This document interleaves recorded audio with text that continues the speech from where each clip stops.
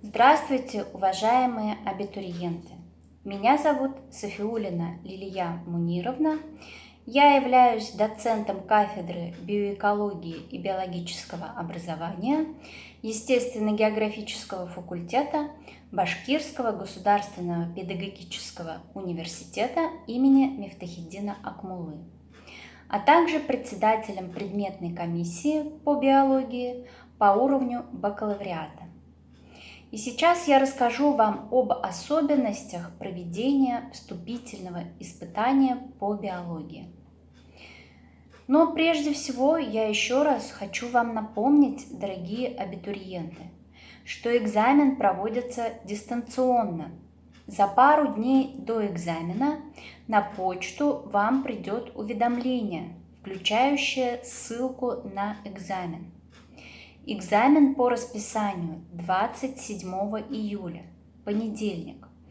Доступ к экзамену открыт в диапазоне с 9:00 утра до 15:00. Но это не значит, что вы заходите в 9 утра и до 3 сидите и отвечаете на задания. Обратите, пожалуйста, внимание, что после входа начнется отсчет времени. Время проведения вступительного испытания 60 минут. То есть самое позднее время входа в систему – это 14:00. На сдачу экзамена дается только одна попытка. Итак, экзамен проводится в форме тестирования. Количество заданий в тесте 30. В каждом задании нужно выбрать один правильный ответ. Давайте перейдем непосредственно к структуре вступительного испытания по биологии. Сейчас я расскажу вам, на какие темы нужно обратить внимание, какую литературу лучше использовать при подготовке к вступительному экзамену, и мы разберем также с вами пару примеров. Все задания составлены на базе обязательного минимума содержания среднего и полного общего образования, объединяет в себя все основные содержательные компоненты биологических знаний и включает материал из всех разделов школьной биологии. Перечень разделов для подготовки вступительных экзаменов. Первый раздел включает в себя растения, бактерии, грибы и лишайники. Сейчас я расскажу, на что нужно обратить внимание. Первый подраздел – это основные отделы растений. Водоросли, строение и жизнедеятельность одноклеточных и нитчатых водорослей, их размножение, значение в природе и в жизни человека. Второй подраздел – мхи. Строение и размножение на конкретном примере. Усложнения в процессе эволюции, значение. Третий подраздел – папоротникообразные. Также строение и размножение на конкретном примере, усложнения в процессе эволюции. Папоротники, хвощи, плауны, их роль в природе. Четвертый подраздел – голосеменные. Строение и размножение, также на конкретном примере, усложнения в процессе эволюции, многообразие, значение в природе и хозяйственной деятельности человека. Пятый подраздел – покрытосеменные. Особенности строения и жизнедеятельности покрытосеменных, их классификация, признаки классов двудольных и однодольных растений, класс двудольные растения, характеристика семейств основных – это крестоцветные, разоцветные, бобовые, посленовые и сложноцветные, их значение в природе и в жизни человека. Класс однодольные растения, семейство, лилейные и злаки. Отличительные признаки растений данных семейств, их биологические особенности и значения, происхождение культурных растений, понятие о сорте, важные сельскохозяйственные растения, зерновые, плодово-ягодные, овощные, масличные, технические и так далее. Шестой подраздел – бактерии. Особенности строения и жизнедеятельности прокариотической клетки. Формы бактерий, размножение бактерий, роль в природе и жизни человека. Седьмой подраздел – общая характеристика царства грибов. Особенности строения, жизнедеятельности шляпочных грибов, дрожжи, плесневые грибы, пеницилл и мукор, грибы-паразиты, их строение, питание и размножение, значение грибов в природе и хозяйственной деятельности человека. Восьмой подраздел – лишайники. Особенности строения, питания и размножения лишайников, как симбиотических организмов, многообразие лишайников, роль лишайников в природе и жизни человека. Раздел номер 2 – животные. Первый подраздел – одноклеточные. Общая характеристика, среда обитания, особенности строения и жизнедеятельности одноклеточных животных, передвижение, питание, дыхание, размножение на примере амебы обыкновенной или инфузории туфельки. Образование цист, многообразие и значение одноклеточных животных. Второй подраздел – тип кишечно-полостные. Общая характеристика типа – гидропресноводная, среда обитания ее, внешнее строение, вид, симметрия, дифференциация клеток у кишечно-полостных, питание, передвижение, регенерация, размножение, многообразие кишечно-полостных, коралловые полипы и медузы, их значение. Третий подраздел – тип плоские черви, класс ресничные черви, белая планария, среда обитания, внешнее строение, передвижение, симметрия. Ткани, органы, система органов плоских червей, классы сосальщики и ленточные черви, особенности строения и жизнедеятельности в связи с паразитическим образом жизни. Жизненные циклы печеночного сосальщика, бычьего цепня, многообразие плоских червей, вред, наносимый животноводству и людям, меры борьбы. Четвертый подраздел – это тип круглые черви. Аскарида человеческая. Внешнее и внутреннее строение, жизнедеятельность и размножение. Пятый подраздел – тип кольчатые черви. Общая характеристика типа – класс малощетинковые черви, дождевой червь, среда обитания, внешнее и внутреннее строение, роль дождевых червей в почвообразовании, отличительные особенности классов многощетинковых червей и пиявок. Следующий подраздел – тип моллюски. Общая характеристика типа, особенности строения, питания, дыхания, размножения на примере одного из представителей типа. Многообразие моллюсков, классы брюхоногие, двустворчатые и головоногие. Значение в природе и жизни человека. Седьмой подраздел – это тип членистоногие. Также общая характеристика типа, классы ракообразные, паукообразные, насекомые.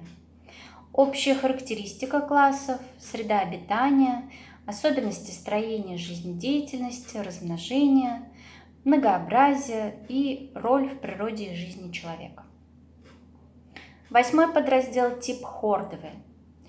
Общая характеристика, происхождение, также особенности строения на примере ланцетника, надкласс рыбы, общая характеристика и особенности внешнего и внутреннего строения, размножение, развитие, класс хрящевые рыбы, морфологические особенности, распространение, костные рыбы класс, отличие костных от хрящевых, особенности кистеперых, связанных связанные с выходом на сушу, многообразие и значение рыб. Следующий подраздел – земноводные. Также общая характеристика, многообразие земноводных, происхождение, значение, особенности строения, жизнедеятельности, размножения в связи с обитанием в воде и на суше и значение класса земноводные. Следующий подраздел – класс пресмыкающиеся. Также общая характеристика, среда обитания, особенности строения, размножения, поведение в связи с жизнью на суше, регенерация, происхождение пресмыкающихся, их многообразие, значение и охрана. Следующий подраздел – класс птицы. Характеристика класса. Внешнее строение, внутреннее строение, процессы жизнедеятельности, связанные с полетом, поведение птиц, размножение и развитие, забота о потомстве, происхождение, роль в природе в жизни человека и охрана птиц. И последний подраздел – это класс млекопитающие. Общая характеристика класса, особенности строение внешнего, скелет, мускулатура, внутреннее строение, обмен веществ, размножение, развитие и забота о потомстве. Усложнение нервной системы, органов чувств, поведения, происхождение млекопитающих, характеристика основных отрядов, плацентарных, насекомоядные, например, рукокрылые, грызуны, зайцеобразные, хищные и так далее. Роль млекопитающих в природе и в жизни человека, их охрана. Третий раздел – человек и его здоровье. Что здесь необходимо изучить?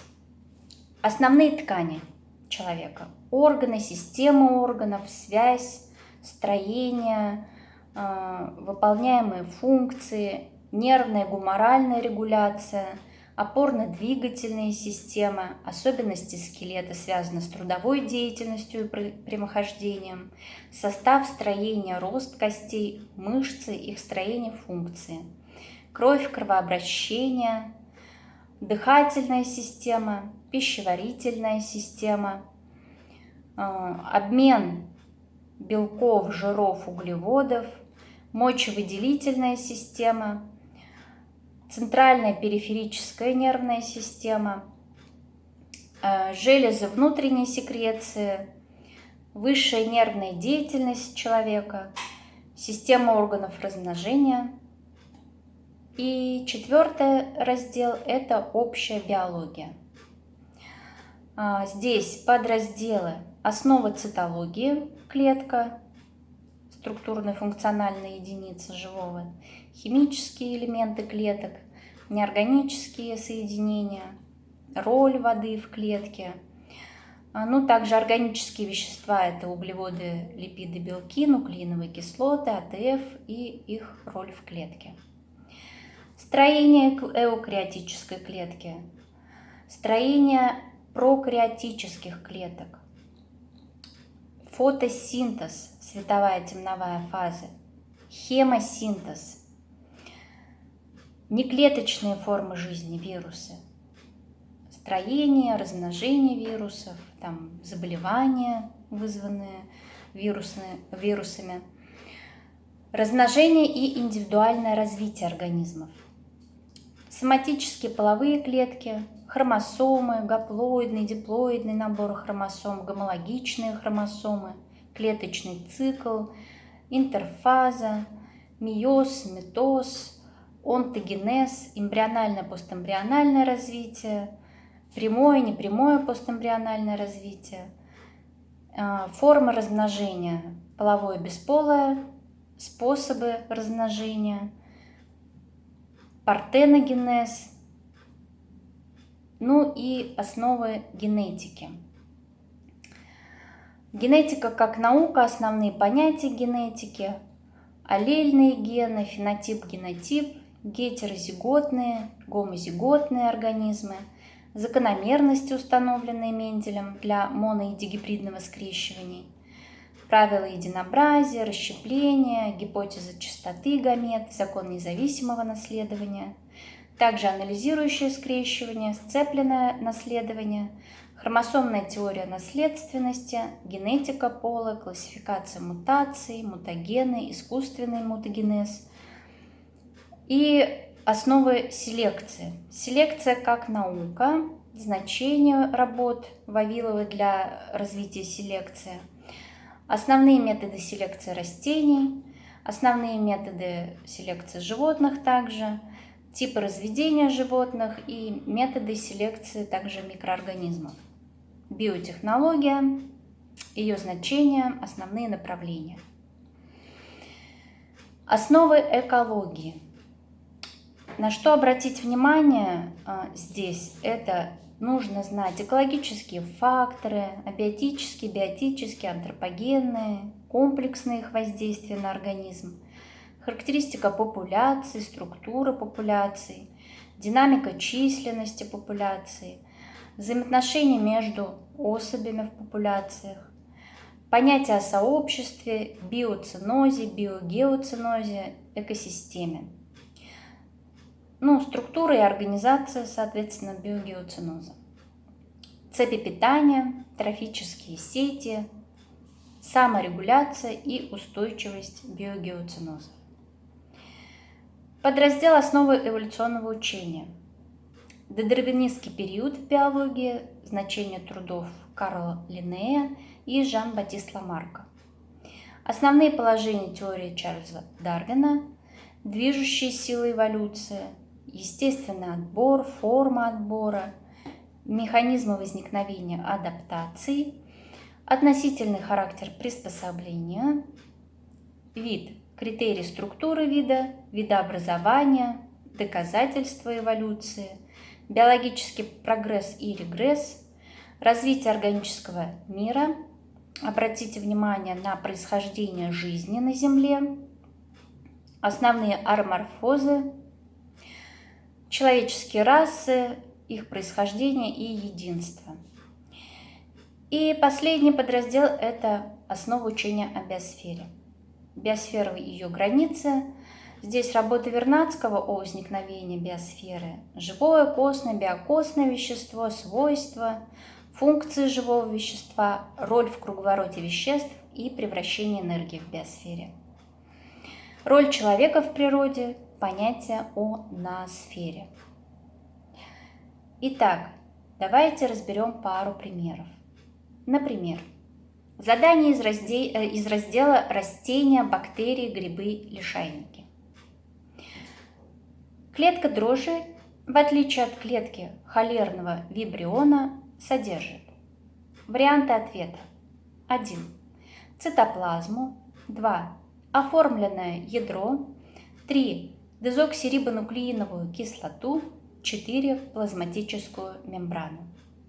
Из школьного курса биологии мы знаем, что живые организмы делят на две большие группы, два надцарства. Это прокариоты и эукариоты.